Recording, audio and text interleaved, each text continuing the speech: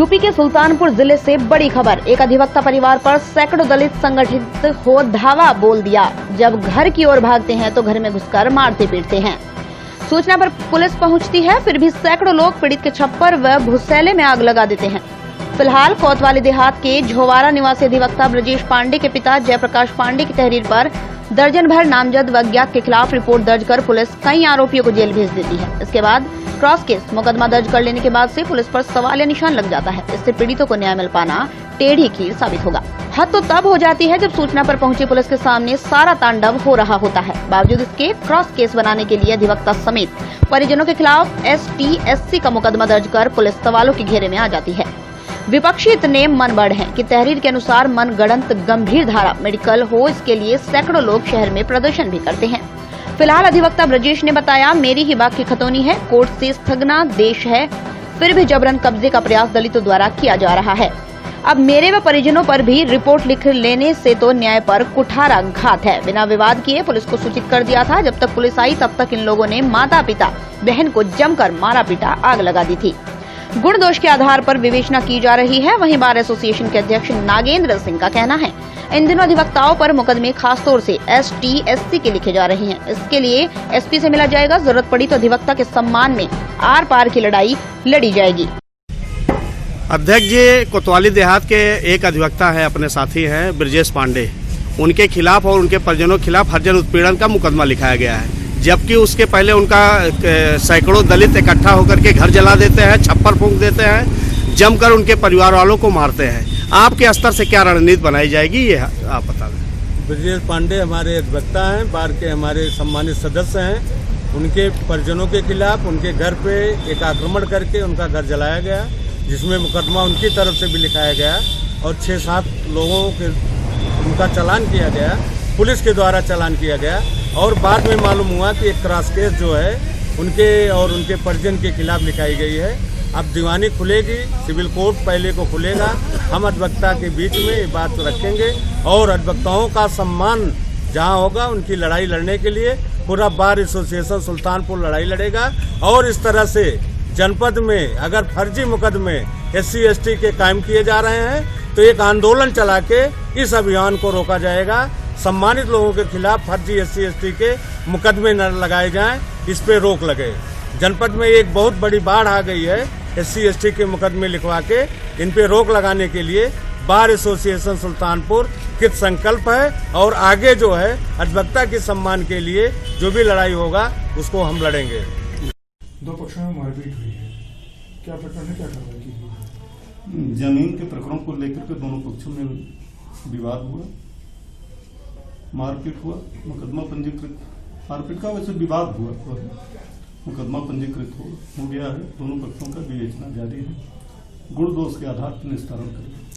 अधिवक्ता के खिलाफ भी हरिजन उत्पीड़न का मुकदमा बाद में कायम कर लिया गया सर, क्या इस पर आपका वो है? इस पर आप क्या कहना चाहते हैं? बताया ना, दोनों पक्षों का जो है मुकदमा पंजीकृत है, दोनों पक्षों का मुकदमा पंजीकृत है, विवेचना जारी है, गुण दोष के आधार पर निस्तारण किया जाएगा।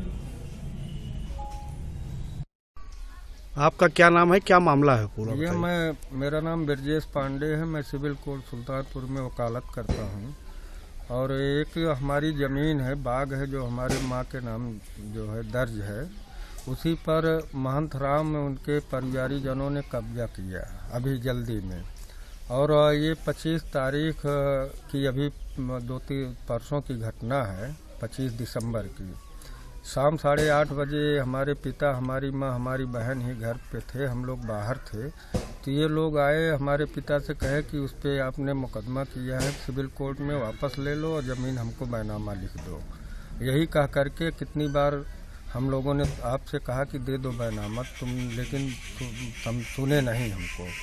और ये लोग जो है यही कह के हमारे पिता को मारे पीटे। तो घर में गए तो उनको माँ बहन बचाने दौड़ी, उनको भी मारा।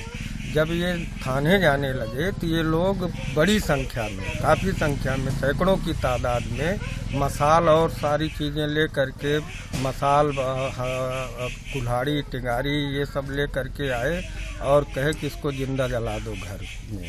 उसके बाद हमारे घर में भी आग लगा दिया और ट्रैक्टर वगैरह तोड़ डाला, दरवाज़ा तोड़ डाला, किसी तरीके से पिता और हमारी माँ बहन खेत में रात भर जा कर के जान बचाए हैं अपना।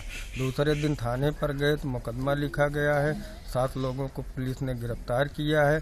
लेकिन अब पता चल रहा है कि हरिजन एक्ट का मुकदमा भी हमारे पूरे परिवार पे कप्तान साहब ने लिखवाया है। कप्तान साहब बड़े ईमानदार व्यक्ति माने जाते हैं, कहते हैं कि दोषी जो है वो बचे नहीं, निर्दोष फंसे नहीं।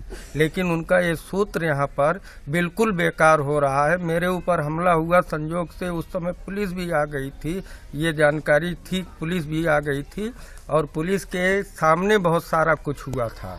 पीड़ित हैं हम, उनका भी FIR कप्तान साहब ने अपनी कुर्सी बचाने के लिए किया है। अधिवक्ता है, हमारी पत्नी अधिवक्ता है, हमारे 2 भाई अधिवक्ता है, पूरा वकील का परिवार है और कब्जा भी है। उन लोगों ने तांडव भी किया है, सारे लोग जानते हैं, गांव के लोग जानते हैं, पुलिस लगी है।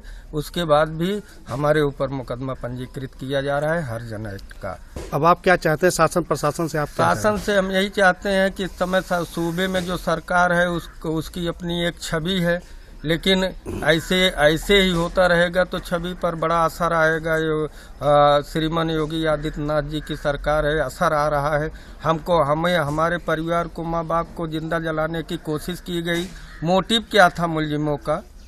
मोटिव तो यही था कि अगर पुलिस ना आती तो जिंदा जलाए जाते। अखबार में आ जाता कि तीन ब्राह्मण परिवार जिंदा जला दिए गए, दलितों ने जला दिया। हाँ, क्या करते, मर जाते सब। और कप्तान साहब उल्टे मुकदमा लिखवा रहे हैं। कप्तान साहब की ईमानदारी में कहीं न कहीं से प्रश्नवाचक लग रहा है। दस्तक भारत टीवी से अशोक शुक्ल के साथ अनुराग द्विवेदी की रिपोर्ट।